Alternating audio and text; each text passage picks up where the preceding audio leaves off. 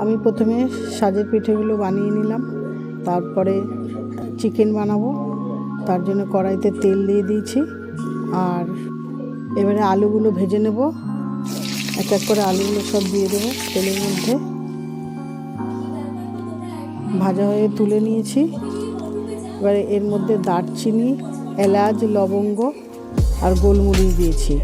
এরপরে পেঁয়াজ দিয়ে দেবো, দিয়ে দিলাম বাটার। পেঁয়াজ লাল করে ভাজা হচ্ছে। এরপরে দিয়ে দেবো মশলা। এর মধ্যে পেঁয়াজ, রসুন, আদা, টমেটো আর লঙ্কা আছে।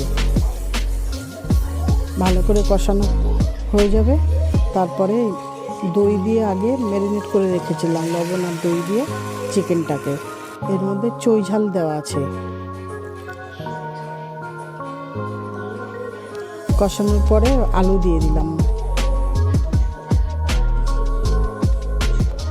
এর মধ্যে ধনেপাতা দিয়ে দিয়েছি, আর দিয়ে দিলাম আগে থেকে ভাজা মশলা।